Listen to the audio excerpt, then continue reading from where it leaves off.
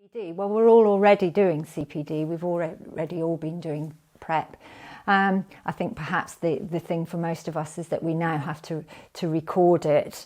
And hopefully most of us were recording it in our old paper portfolios and keeping our reams of certificates and bits of paper. So we must have to have done 35 hours of learning over the last 3 years. And 20 of those hours must include participatory learning. So participatory learning is any kind of learning activity in which you interact with other people. And again, for most registered nurses, I mean, that what does that work out at? Just over 11 hours in 3 years. 11 hours a year for 3 years. That isn't a huge amount of learning, is it? And I'm sure that most of us do way more than that. And actually, we probably do way more than that isn't recorded. So, for example, at lunchtime, when you read that article in a journal, when you look at something online, you know, and you're at work and you read something, that's learning. We should be recording that. So this slide shows us examples of CPD. So CPD, so learning, isn't just about sitting in a classroom listening to someone talk. There, as I've just said, there's lots of different ways of learning. And you can see at the top there, structured learning, which obviously is our in the classroom listening or attending a talk, or even attending a webinar. That would be structured learning. And how you can keep the evidence? Well, obviously, that's certificates. And most of us get certificates, most of us get online certificates now. For example, if you look further down, there's peer review audits. So if you take part in peer review, if you take part in a peer review at work, in supervision, clinical supervision, you can also record all of that as part of your learning. And I think for practice nurses, perhaps something to have a look at. Again, the NMC have done some really good guidance on what forms CPD.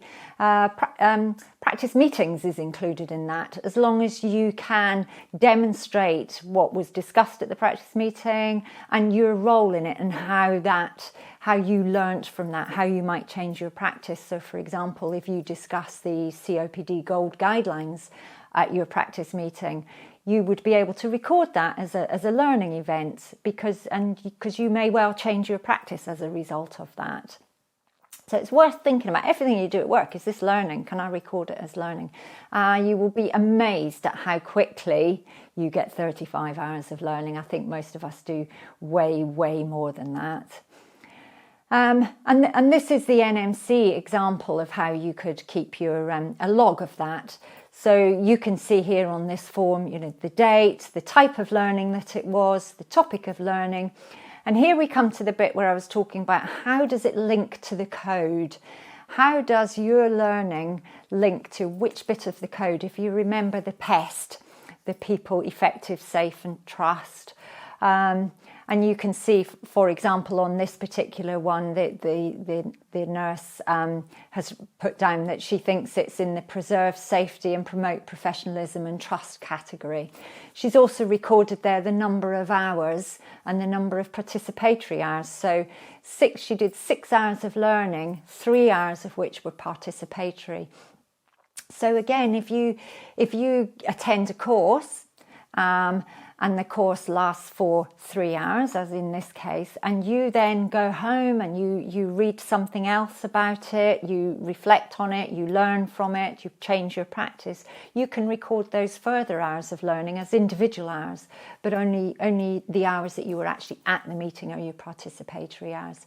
And again, I think all of us do way more than 20 hours participatory learning